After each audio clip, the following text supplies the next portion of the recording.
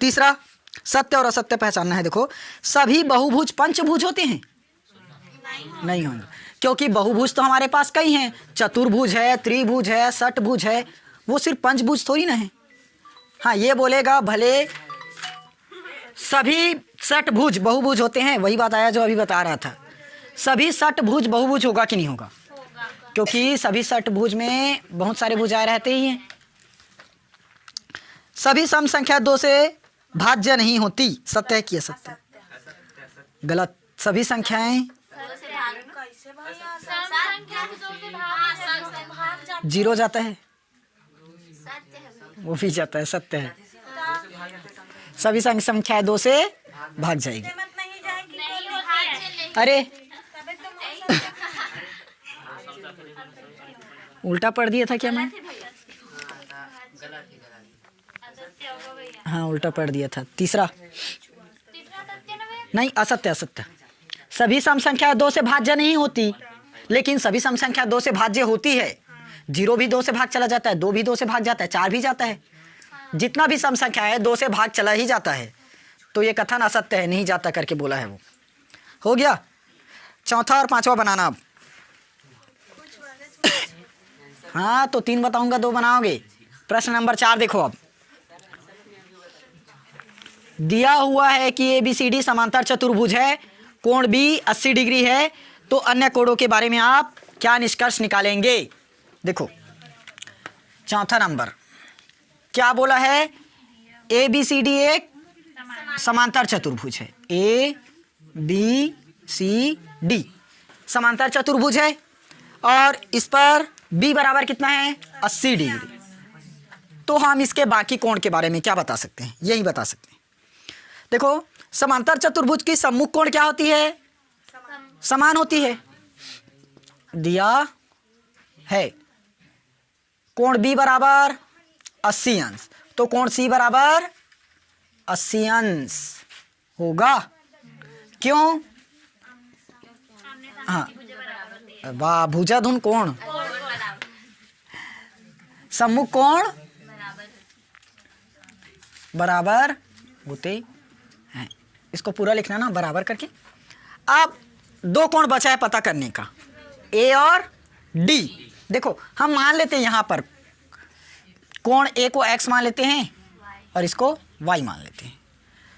तो कोण A बराबर क्या माने? x, कोण y बराबर A, D बराबर भी y होगा। माना। चतुर्भुज का सम्मुख कोण बराबर होते हैं, तो कोण A बराबर कोण D, तो इसका मान x, तो इसका भी मान x होगा, मतलब इसका मान y है, तो हम y बराबर भी x लिख सकते हैं। अब चूंकि चतुर्भुज के चारों कोणों का योग कितना होता है? का योग होगा। तो कौन कौन सा कोण है? एक कोण x, दूसरा कोण 80 और तीसरा कोण y। तो y की जगह भी x लिखोगे, प्लस बराबर 80 80 और ये x और x और इधर 300, तो 2x बराबर 360 माइनस 160, 8 8 16, ठीक। तो 2x बराबर ये कितना होगा? 200 200 आएगा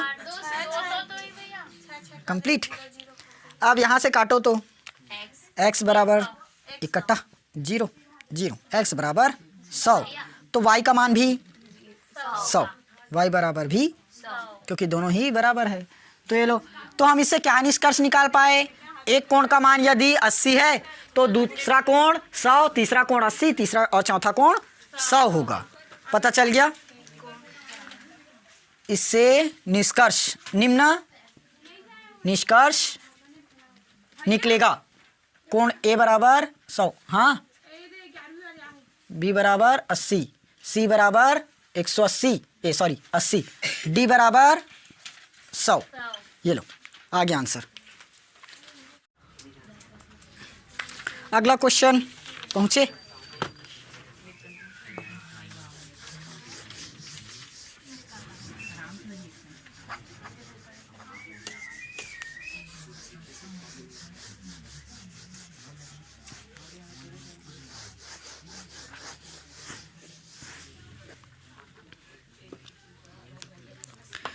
प्रश्न नंबर 5 देखो 4m + 9 एक विषम पूर्णांक है जहां m एक पूर्णांक है। पांचवा दिया है 4m + 9 क्या है, विषम पूर्णांक है। और यही हमें सिद्ध भी करना है, इसी को क्या करना है, सिद्ध भी करना है कि 4m + 9 एक विषम पूर्णांक है। विषम पूर्णांक मतलब पूर्णांक संख्या रहना चाहिए, साथ में विषम भी रहना चाहिए। गिर स्वेटर। चलो विषम मतलब हाँ छोड़ो। देखो किसी भी संख्या में यदि एक जोड़ देंगे वो विषम बन जाएगा ना। सम संख्या में एक जोड़ोगे तो देखो एक मिनट तो मैं इसलिए क्या बोला, सम संख्या में एक जोड़ोगे तब। देखो सम संख्या में क्या जोड़ देंगे, एक, तो वो विषम ही देगा। जैसे 8 हमारा सम संख्या है, एक जोड़ोगे 9 बनेगा, 9 विषम संख्या है। सम संख्या 4 भी है, 4 में एक जोड़ोगे 5 विषम है। तो क्या पता चला, कोई भी सम संख्या हम क्या कर रहे हैं, एक जोड़ रहे हैं। और सम संख्या कैसे बनाते हैं, सम संख्या कैसे बनाते हैं, कैसे बनता है सम संख्या, कल बताया था।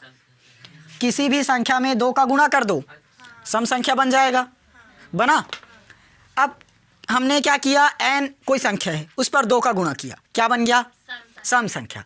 अब सम संख्या में क्या जोड़ेंगे तब विषम बनेगा, 1, या तो 3 भी जोड़ सकते हो, तो 2n + 1 ये बना सकते हैं कि नहीं बना सकते हैं। लेकिन हमें ये दिया है 4m + 9, तो 4m को मैं ऐसे 2 × 2m तो लिख सकता हूँ क्या, प्लस 9 को ऐसे करो, वाह, 2 × 3 प्लस, अरे कितना होगा, 3 दूनी ऐसे करो ना, 2 × 4 प्लस 1 आएगा। तो देखो क्या बना, 2 × 2m प्लस 2 × 4 प्लस 1 कर सकते हैं। अब यहां से 2 बाहर हो जाएगा, क्या कर दी, यहां क्या बचा, 2m प्लस 2 बाहर 4 प्लस 1 होगा। अब किसी भी संख्या में 2 का गुणा किया क्या बना, सम संख्या।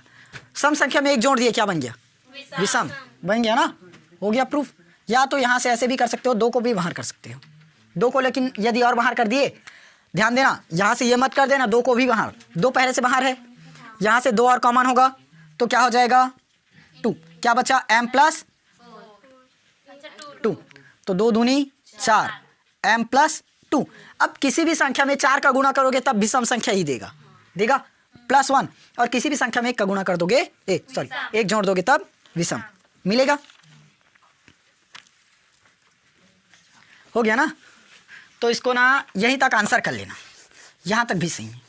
समझ आया कैसे बना। अब एक क्वेश्चन और देखो, 6वां नंबर।